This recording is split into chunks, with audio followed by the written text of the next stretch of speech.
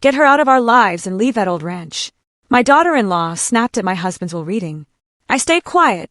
1 week later, what I discovered in the ranch's basement made my phone ring 62 times. Greed destroyed the shrew completely.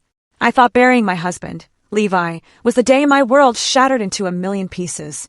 But nothing could have prepared me for the sickening betrayal that followed, a betrayal orchestrated by my own son and his wife. They thought they'd exiled me to a worthless dump, but what they really did was hand me the keys to a kingdom they didn't even know existed. And let me tell you, the look on their faces when they realized what they'd lost? Pure, unadulterated satisfaction. It was just 3 days after Levi's funeral, and the smell of old leather and disappointment clung to the air in that law office. I sat there in my stiff black dress, my hands folded, still raw with grief. Across from me, my son Quinn shifted uncomfortably, avoiding my gaze, while his wife Maisie examined her perfectly manicured nails with a theatrical boredom that cut me to the core. Mr. Henderson, the lawyer, cleared his throat and began to read Levi's will in that dry, monotone voice they all seemed to perfect. To my beloved wife, Mildred, I leave the ranch property on Willow Creek Road. Before he could even finish, Maisie let out an exaggerated sigh that sliced through the room like a knife. Oh, for crying out loud, she sneered, rolling her eyes. Just get rid of that old dump and come live with us. You can help with the kids and actually be useful for once. My chest tightened, a cold, hard knot forming in my stomach. Quinn said nothing, just stared at his hands. This was my son, the boy I'd rocked to sleep every night when he had nightmares. The child I'd worked double shifts to support when his father struggled. Now, he couldn't even look at me. Mr. Henderson continued, his voice growing quieter, almost apologetic. The main residence, investment accounts, and remaining assets are to be divided between. Maisie interrupted again, sitting up straighter, a predatory gleam in her eyes. Finally, something worth talking about. I sat there, frozen, as they discussed my life, as if I wasn't even in the room. The house where I'd lived for 37 years, where I'd raised Quinn, where I'd nursed Levi through his final illness, it was all being carved up between strangers. Because that's what Quinn had become to me. A stranger wearing my son's face. When the reading finished, Maisie stood up, smoothing her designer skirt with a satisfied smirk. Well, Mildred, she said, her voice dripping with false sweetness. I guess that settles it. Just get out of our lives and go play farmer at that old ranch. Maybe the isolation will give you time to think about all the ways you failed as a mother. The words hit me like a physical blow. Failed as a mother, I'd sacrificed everything for Quinn. My career, my dreams, my very identity.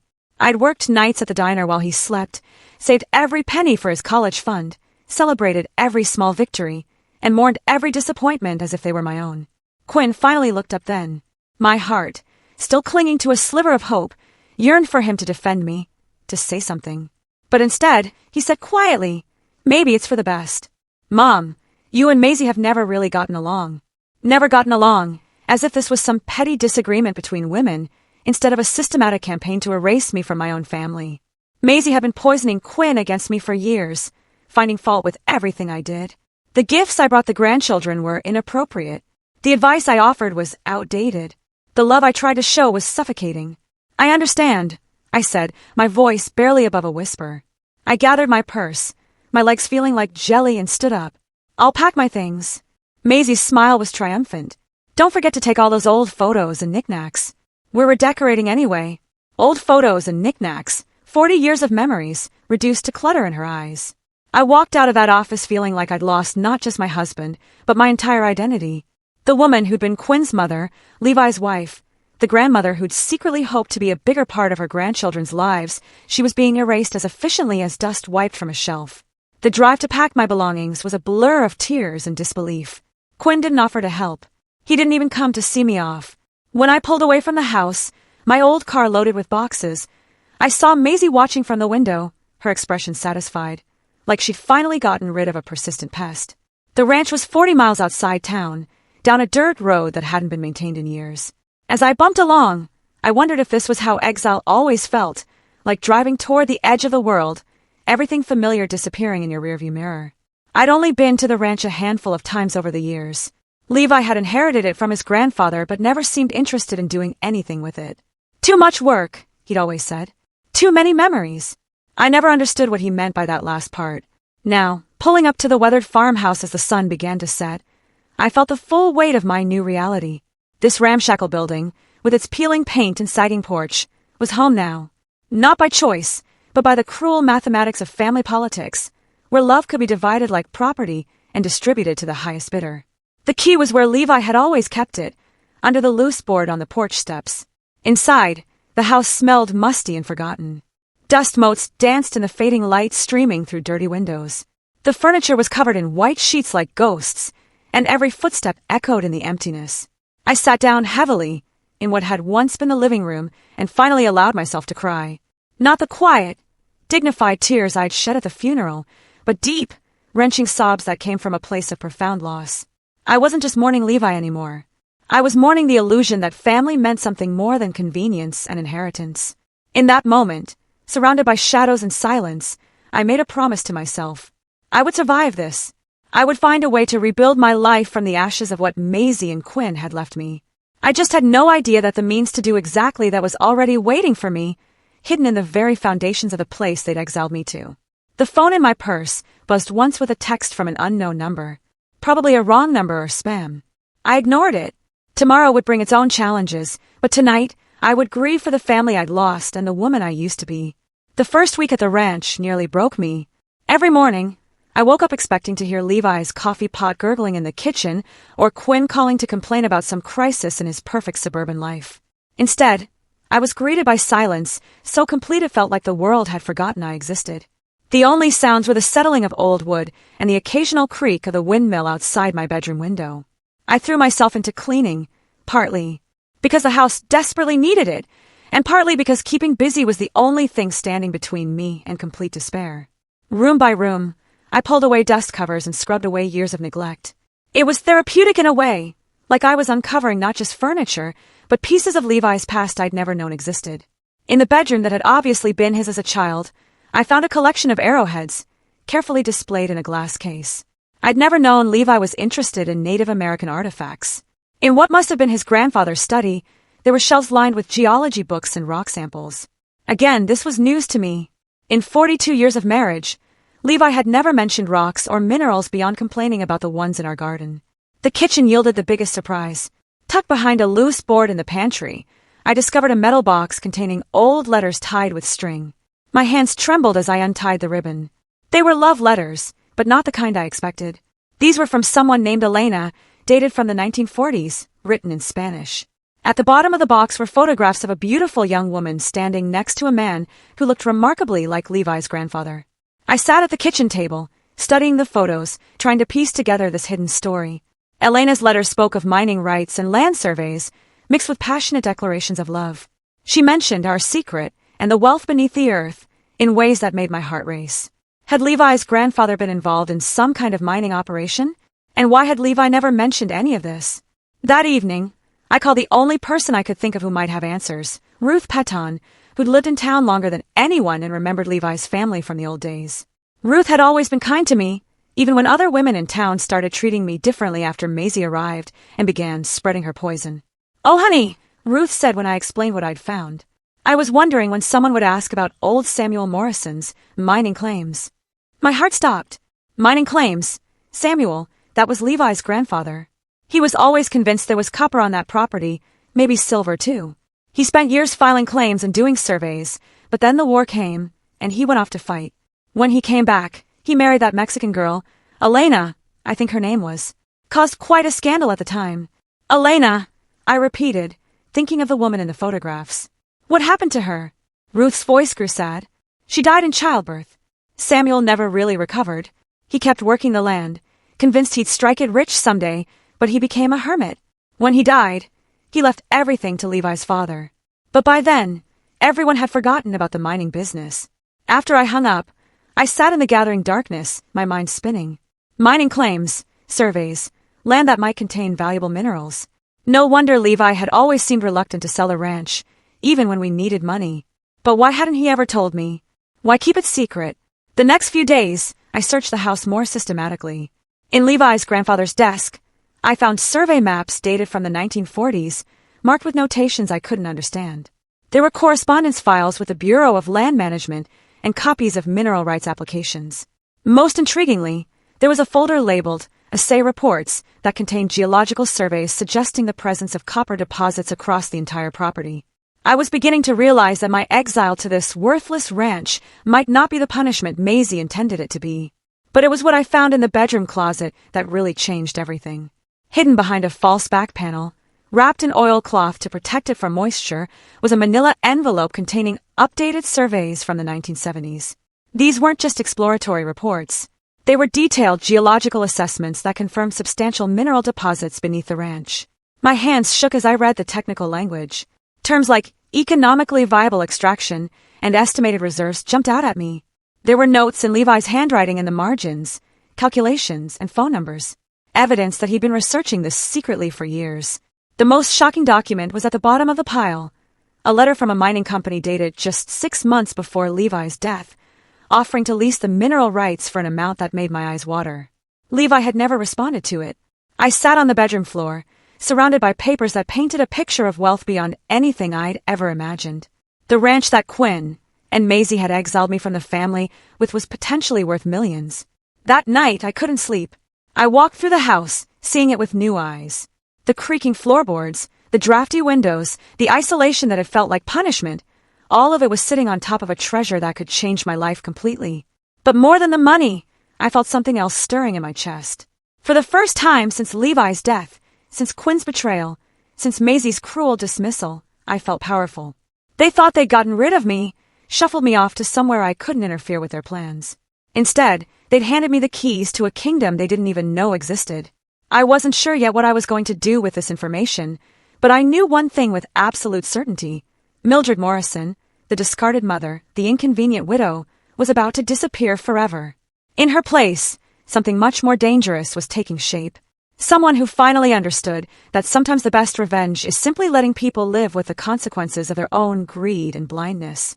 The transformation had begun, and I was the only one who knew it. The basement had always intimidated me. Every time I'd visited the ranch over the years, Levi had steered me away from those narrow wooden stairs that disappeared into darkness below the kitchen. Nothing down there but junk and spiders, he'd always said with that dismissive wave of his hand. Not worth bothering with. But after finding the mining documents upstairs, I couldn't shake the feeling that Levi had been protecting more than just my fear of cobwebs. So, on a gray Thursday morning, armed with a heavy flashlight and more determination than common sense, I finally descended into the basement of the ranch house. The stairs groaned under my weight, and the musty smell of earth and old wood filled my nostrils. The flashlight beam revealed stone foundation walls that looked much older than the house above, massive blocks fitted together with the kind of craftsmanship you don't see anymore. As my eyes adjusted, I realized the basement was larger than I'd expected, extending well beyond the footprint of the house. Along one wall stood a workbench covered with tools I didn't recognize, picks, hammers, and strange measuring devices that looked like they belonged in a museum. But it was the far corner that made my breath catch. There, partially hidden behind stacks of wooden crates, was what looked like the entrance to a tunnel. My heart pounded as I approached it. The opening was about 4 feet high, shored up with timber that looked sturdy despite its age. A cool draft flowed from the darkness beyond, carrying a mineral scent that reminded me of the geology samples I'd found upstairs. I wasn't brave enough to venture into that tunnel alone, but I could see enough to know it wasn't natural. Someone had dug this deliberately, and from the professional look of the support beams, they'd known what they were doing. Turning back to explore the rest of the basement, I began examining the wooden crates more carefully. Most were empty, but one in the corner felt different when I tried to move it. Heavier. Inside, wrapped in layers of canvas, I found chunks of rock that definitely didn't belong in someone's casual collection. Even with my limited knowledge, I could see veins of green and blue running through the gray stone. Copper, maybe? The rocks felt substantial in my hands, and when I scratched one with a nail file from my purse, it left a metallic streak that caught the flashlight beam. But the real treasure was in the last crate I opened. At the bottom, beneath more rock samples, I found a leather portfolio tied with string. Inside were documents that made the papers upstairs look like rough drafts. These were official geological surveys completed just 5 years ago by a professional mining company. The letterhead read, Morrison Geological Associates. Apparently, Levi had commissioned this work under his grandfather's name to avoid local attention. The technical language was challenging, but the conclusions were crystal clear. The property contained what geologists called a significant copper deposit with excellent commercial potential. There were estimates of ore quality, extraction costs, and projected revenues that made my hands shake as I read them.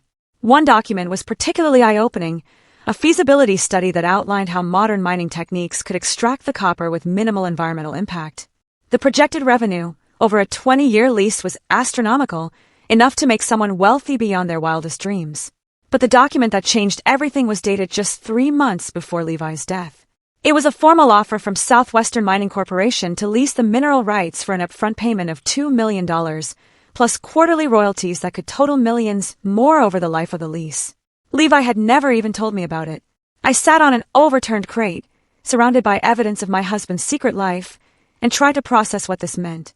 4 years, while I'd worried about retirement savings and medical bills, while I'd watched Quinn struggle with his mortgage, and Maisie complain about wanting a bigger house, we'd been sitting on a fortune. More than that, Levi had known about it. He'd commissioned surveys, received formal offers, and kept it all hidden from everyone, including me. Why? What had he been planning? I found part of the answer in the very last document in the portfolio. A handwritten note in Levi's familiar scroll. It was dated just weeks before his final hospital stay. Mildred deserves better than what I gave her. This is her chance to have the life she sacrificed for Quinn and me. Don't let that woman ruin everything we worked for. That woman. Even in his private notes, Levi couldn't bring himself to write Maisie's name. But his meaning was clear. He'd known exactly what kind of person his daughter-in-law was, and he'd been protecting this discovery from her. The ranch that Quinn and Maisie had dismissed as worthless, that they'd used to exile me from the family, was worth more than everything else in Levi's estate combined. They'd essentially handed me millions of dollars while congratulating themselves on getting rid of me. I climbed the basement stairs with my mind racing and my heart pounding. In the kitchen, I spread the documents across the table and tried to think clearly about what to do next. The smart thing would be to contact Southwestern Mining Corporation immediately, confirm their offer was still valid, and start the process of leasing the mineral rights. But something held me back. Maybe it was the memory of Maisie's smug smile as she dismissed me from my own family. Maybe it was the way Quinn had sat there silent while his wife humiliated me. Or maybe it was just the realization that for the first time in my adult life, I held all the cards. I thought about the phone calls I'd been ignoring all week. Quinn had left several voicemails that I deleted without listening to. Maisie had sent text messages that I blocked. They probably expected me to come crawling back, begging for forgiveness, and a place in their perfect suburban life. Instead, I picked up my phone and called the number on the Southwestern Mining letterhead. A professional woman's voice answered on the second ring. "Miss Morrison, we've been hoping to hear from you. Is this regarding your husband's mineral rights inquiry?" I took a deep breath, feeling power flow through me like electricity. "Yes," I said, my voice steadier than it had been in months. "I'd like to discuss your proposal." "Wonderful. We're still very interested in the property. In fact, given recent market conditions, we might be able to improve on our original offer. Could we arrange a site visit?" As I scheduled the appointment for the following week, I caught my reflection in the kitchen window. The woman looking back at me wasn't the broken, grieving widow who'd been exiled from her own family. This was someone else entirely. Someone with options. Someone with power. Someone who was about to change the rules of the game completely. I spent the rest of the day researching mining law and royalty agreements online. By evening, I understood exactly what I was sitting on and what it could mean for my future. More importantly, I understood what Quinn and Maisie had given up in their eagerness to be rid of me. That night, I slept better than I had since Levi's funeral. Tomorrow would bring new challenges, but for the first time since the reading of the will, I felt like I was moving towards something instead of running away from everything I'd lost. The phone in my bedroom buzzed once with another text from Quinn, but I didn't even look at it. Whatever crisis was driving him to reach out could wait. I had more important things to focus on now. Outside my window, the old windmill creaked in the night breeze, but it no longer sounded lonely. It sounded like a promise. The men from Southwestern Mining Corporation arrived on Tuesday morning in a white pickup truck that looked serious and expensive. I'd spent the weekend preparing for this meeting, researching everything I could about mineral rights and mining leases. I'd also driven into town and bought myself a new outfit. Not the practical clothes I'd worn for years while caring for Levi, but a sharp business suit that made me feel like someone worth taking seriously. The team leader, a weathered man named Frank Torres, had the kind of calm competence that comes from decades of experience. His assistant, a younger woman named Sarah Chun, carried a tablet and several pieces of equipment I didn't recognize. "Mrs. Morrison," Frank said, shaking my hand with genuine respect. "I'm sorry for your loss. Your husband was a smart man to hold on to this property. We spent the morning walking the boundaries of the ranch. While Frank explained what they'd found in their previous surveys, he pointed out geological features I'd never noticed. Rock formations that indicated mineral deposits, subtle changes in soil color that spoke to what lay beneath. The copper seam runs diagonally across your property, Sarah explained, showing me a digital map on her tablet. It's what we call a high-grade deposit, which means the concentration of metal is well above average. That translates to significantly higher royalty payments. When we reached the area above the basement tunnel, Frank stopped and smiled. Your husband's grandfather was no fool. This tunnel follows the copper vein almost perfectly. He must have had good instincts about geology.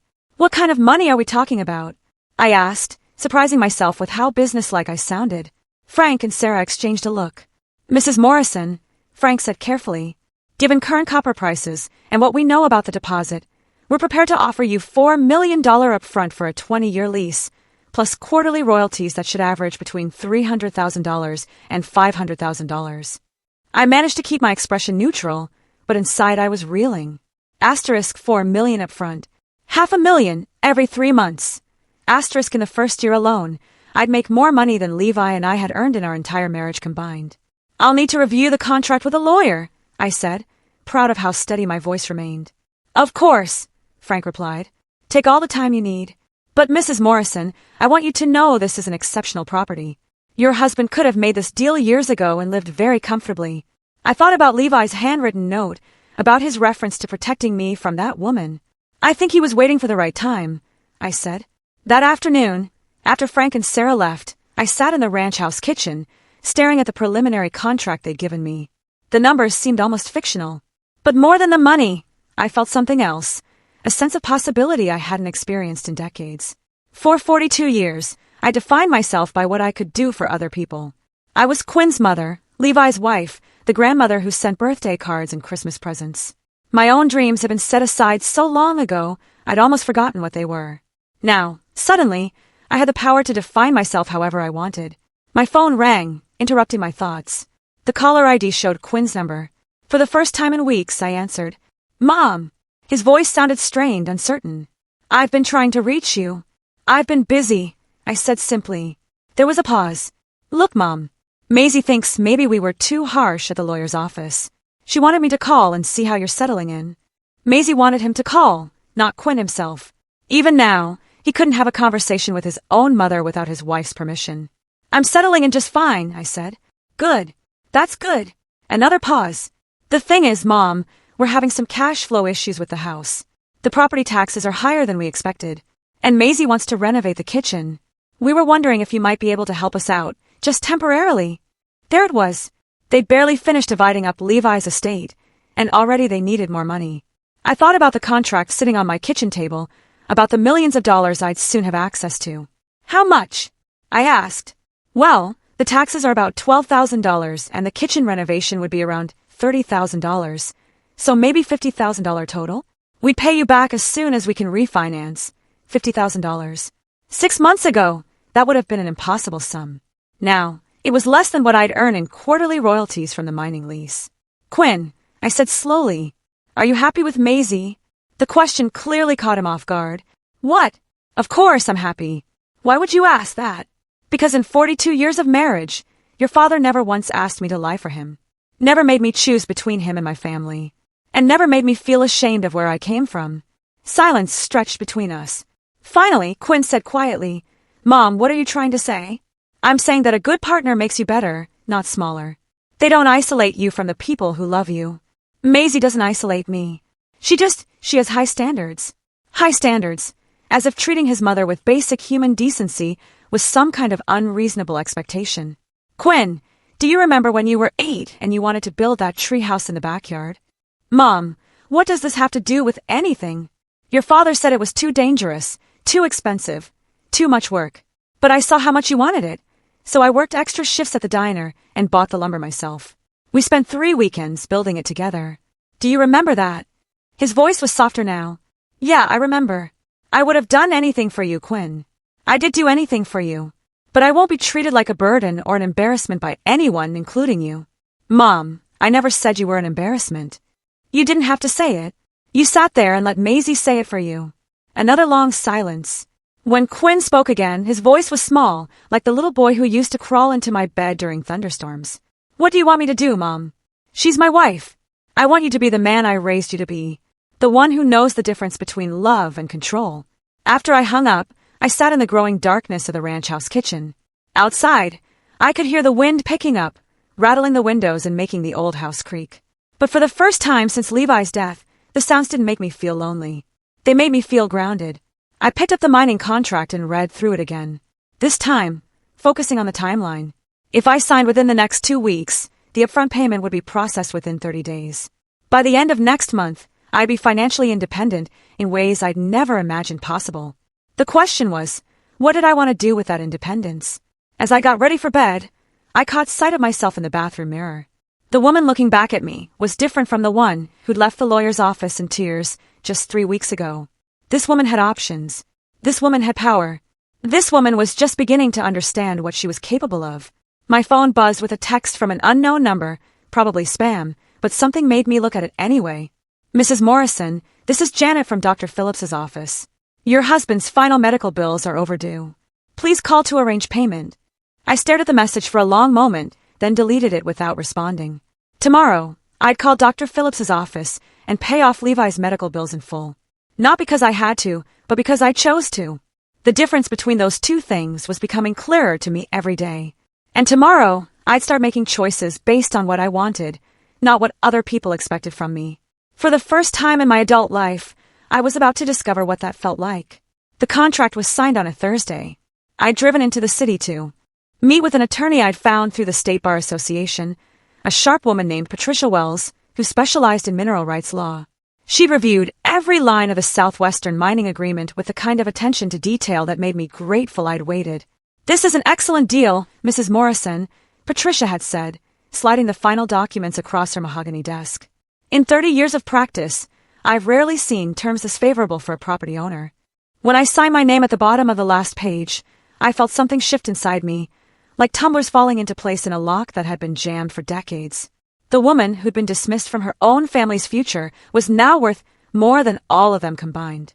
The first payment would arrive within 2 weeks, for $1 million, deposited directly into an account I'd opened specifically for this purpose. I'd also arranged for the quarterly royalty payments to go into a separate investment account. Patricia had recommended a financial advisor who specialized in sudden wealth. Apparently, I wasn't the first person to strike it rich through unexpected inheritance. But the money, as life-changing as it was, wasn't what filled me with satisfaction as I drove back to the ranch. It was the knowledge that Quinn and Maisie had orchestrated their own downfall through sheer greed and cruelty. That satisfaction turned to something stronger when I got home and found 17 missed calls on my phone. The first few voicemails were from Quinn, his voice increasingly desperate. Mom, please call me back. Something's happened with the house. We really need to talk. Then came Maisie's voice, all traces of her usual condescension replaced by panic. Mildred, I don't know what kind of game you're playing, but you need to call us immediately. This is about family. Family. Now I was family again. I poured myself a glass of wine and settled into the kitchen chair before returning Quinn's call. He answered before the first ring finished. Mom, thank God. Where have you been? I've been taking care of business, I said calmly. What seems to be the problem? The problem? His voice cracked. Mom, we got a notice from the county. They're saying Dad never properly transferred the mineral rights to the house when he bought it from his grandfather's estate. They're saying those rights might still belong to the ranch property. I took a slow sip of wine, savoring the moment. Is that so? Mom, this is serious. If they're right, it could affect our property value. The bank is asking questions about our loan. We might have to refinance at a much higher rate. Of course they would. The house that Quinn and Maisie had been so eager to claim was built on a small portion of the original ranch property. When Levi's grandfather divided the land in the 1960s, selling off the lot where the main house now stood, the mineral rights had remained with the ranch. It was a common practice in that era and completely legal. I discovered this particular detail while reviewing the mining company's geological surveys. They'd been very thorough in researching the property boundaries and mineral rights ownership. The irony was exquisite. Quinn and Maisie had the house, but I owned everything valuable underneath it. Have you talked to a lawyer? I asked, though I already knew the answer. That's what we're trying to do.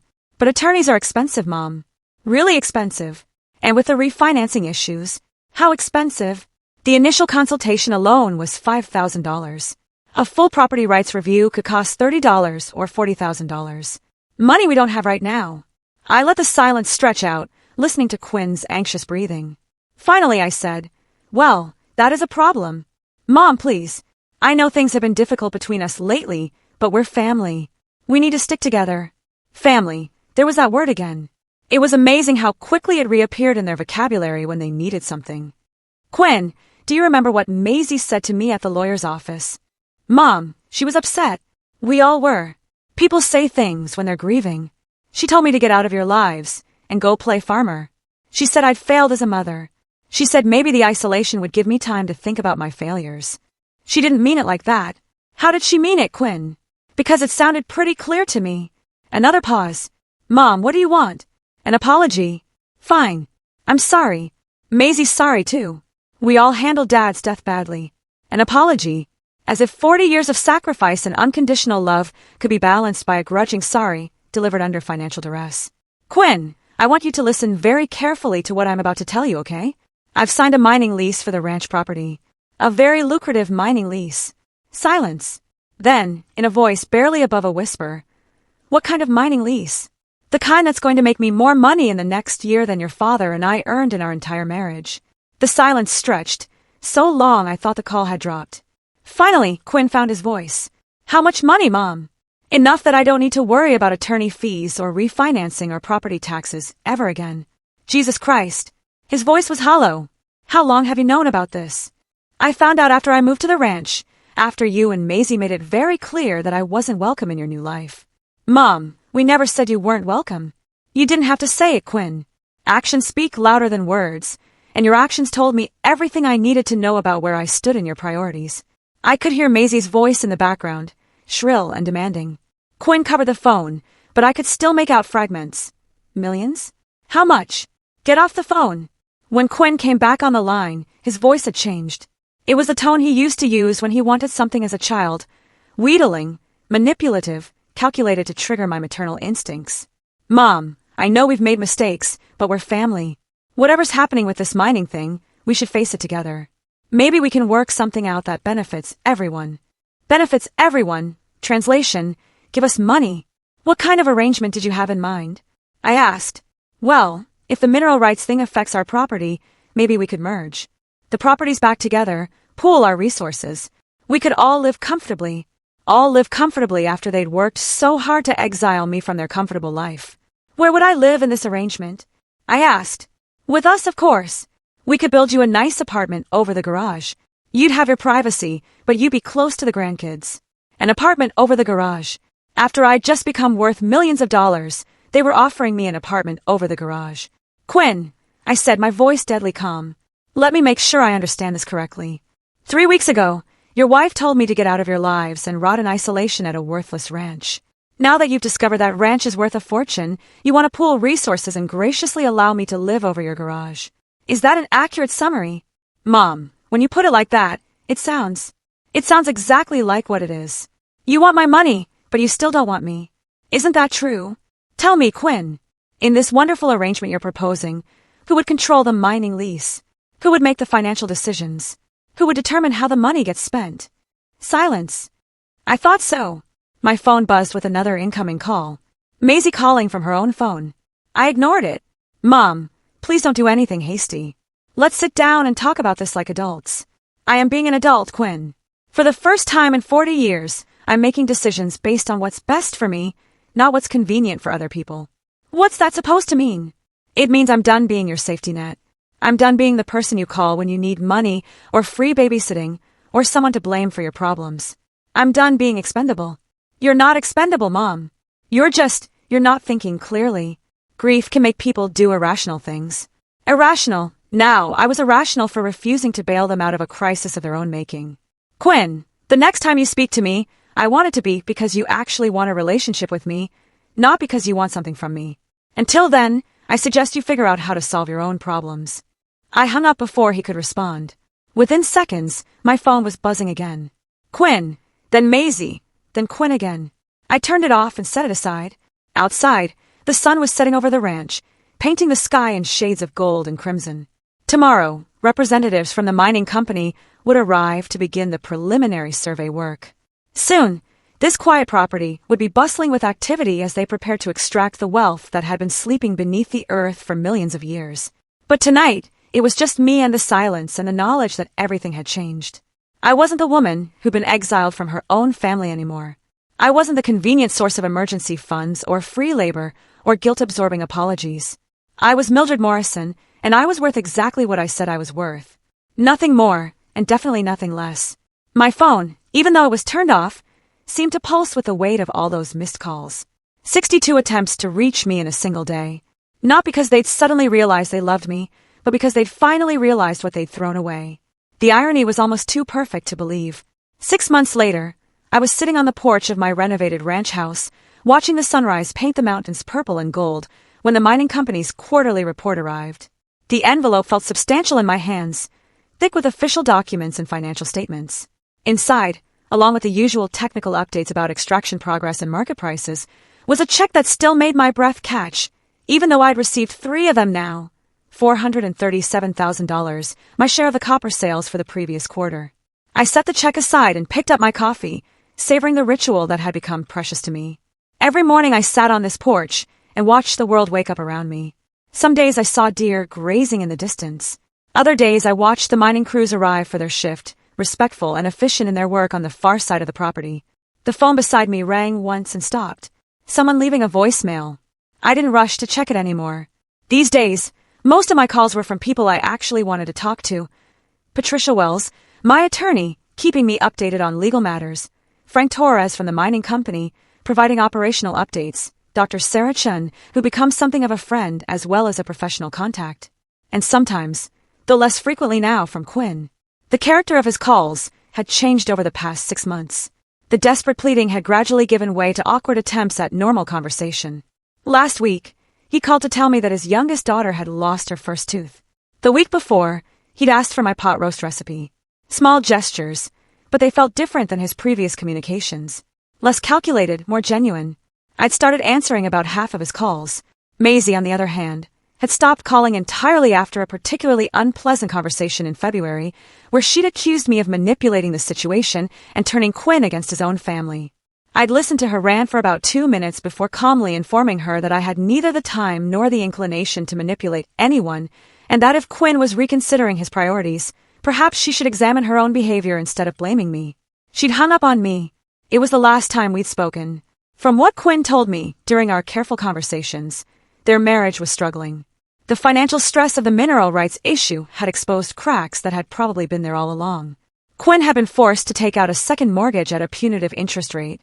Maisie's grand renovation plans had been shelved indefinitely. Most tellingly, Quinn had started attending family therapy sessions alone, since Maisie refused to participate. "I'm learning about boundaries," he told me during our last conversation, about the difference between supporting someone and enabling them. I'd said nothing, but the irony wasn't lost on me. Quinn was learning lessons I tried to teach him for years, but only after watching his own world crumble under the weight of his wife's demands.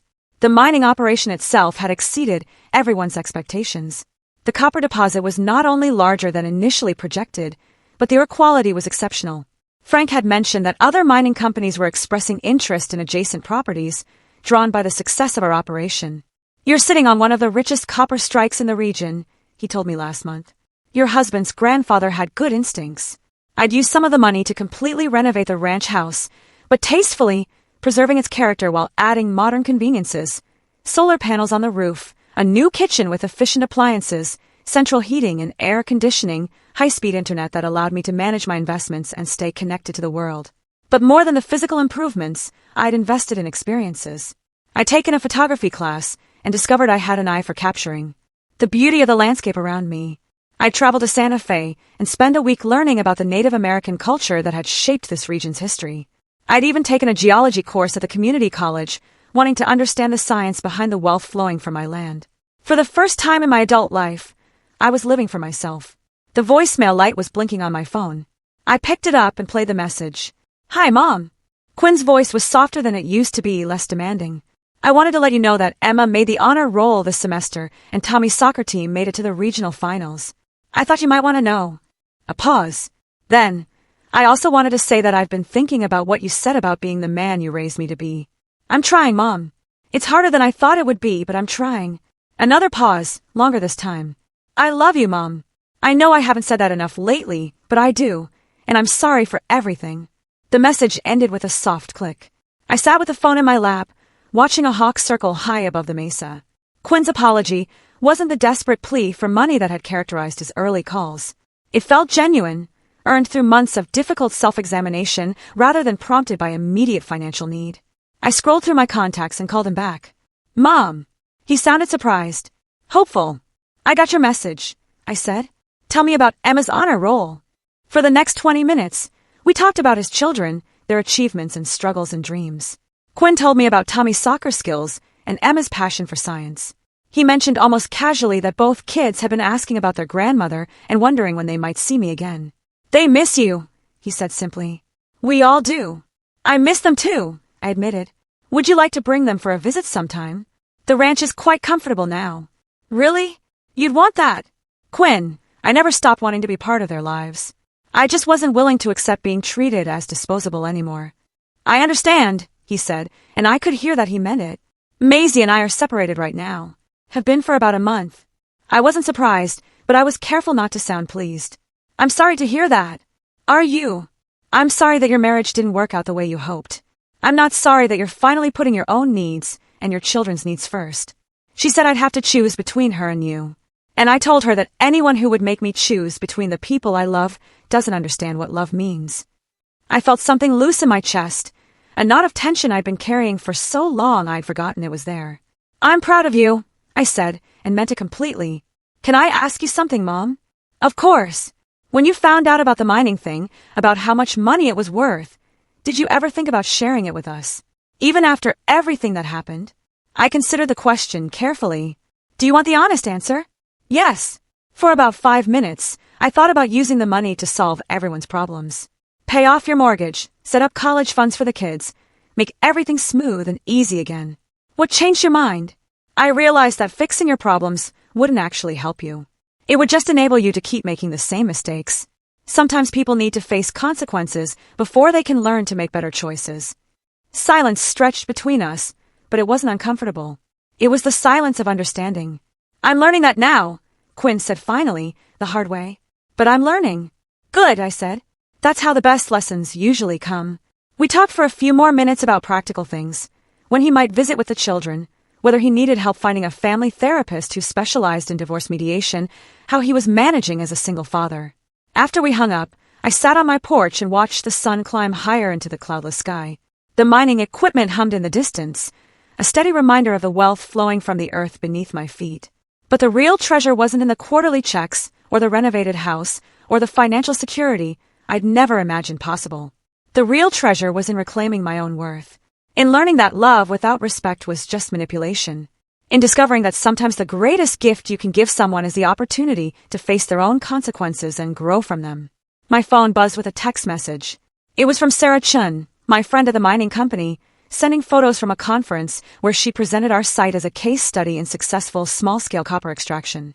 Your property is famous in geology circles now, she'd written. The woman who struck gold at 69. I smiled and texted back. Copper, not gold, but close enough. As I prepared to go inside and start my day, I caught my reflection in the window. The woman looking back at me was still 69 years old, still a widow, still learning to navigate a world that often dismissed people like her. But she was also a woman who discovered that it's never too late to reclaim your power. Never too late to set boundaries that protect your dignity. Never too late to learn that your worth isn't determined by how useful you are to other people, but by how true you are to yourself. The phone rang again. This time it was Frank Torres with an update on next quarter's projections. As I listened to him explain the latest market trends and extraction rates, I found myself thinking about Levi and his grandfather, and all the generations of Morrison women who'd made sacrifices and compromises and settled for less than they deserved. That cycle ended with me. I was no longer someone's convenient fallback plan or emergency fund or repository for guilt and disappointment. I was Mildred Morrison, owner of one of the most productive copper mines in the state, grandmother to children who would grow up knowing that love means respect, and a woman who'd finally learned the difference between being needed and being valued. The transformation was complete, and it had happened exactly as it should have, quietly, with dignity, and entirely on my own terms. Now, I'm genuinely curious about you. What would you have done if you were in my place? Have you ever faced something similar, where you had to stand up for your own worth against family? Tell me what you think in the comments below. I really want to know.